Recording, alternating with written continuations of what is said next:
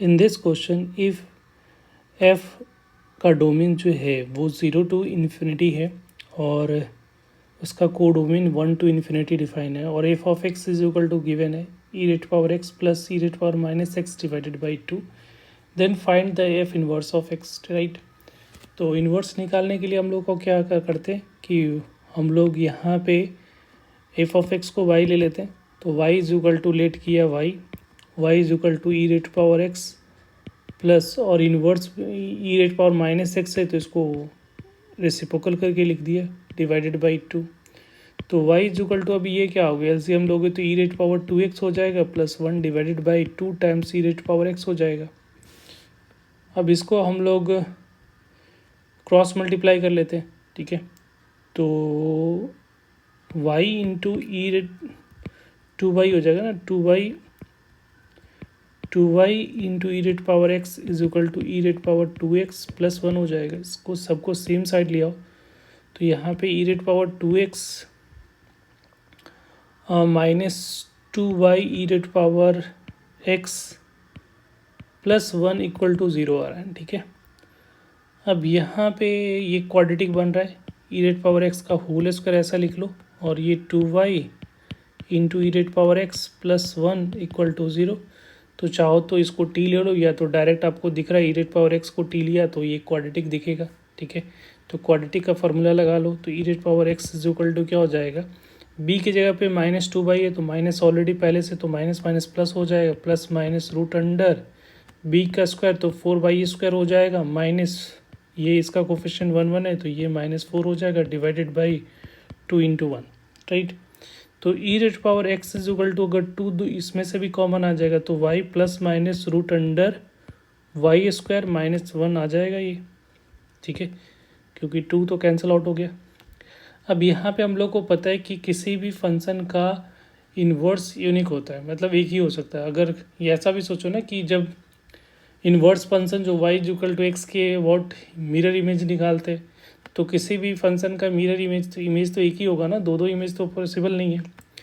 तो इसमें से कोई दो फंक्शन है प्लस या माइनस तो कोई एक लेना पड़ेगा।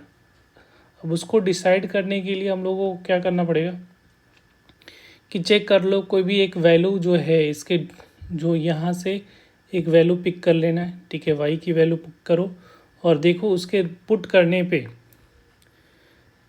x की वैल्यू आनी चाहिए। तो थोड़ा सा इसको सिंप्लीफाई कर लेते हैं। ई रेट पावर, देखो ई रेट पावर क्या है, x is equal to Y plus minus root under y² -1 था तो दोनों साइड ln ले लिया तो ये x हो जाएगा, ln y plus minus root under y² -1 हो गया, इस तरह से लिख सकते हो।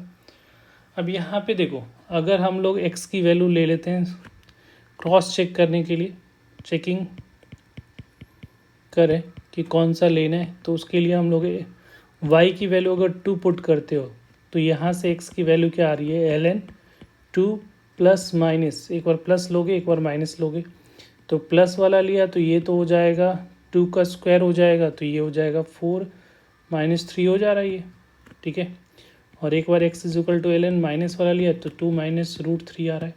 तो यहाँ पे इसकी वैल्यू 1.732 हो रहा है, तो ये जो वैल्यू आएगा वो 1 से छोटा आएगा, 2 माइनस रूट 3 की वैल्यू आएगी लेस देन 1 होगा, पॉजिटिव होगा बट लेस देन 1 होगा। जब लॉग की वैल्यू लेस देन 1 होगा तो इसकी वैल्यू, लॉग की वैल्यू अगर 1 से छोटी होती है तो निगेटिव, तो x तो निगेटिव आ रहा है तो ये निगेटिव वाला रिजेक्ट हो जाएगा, ठीक है।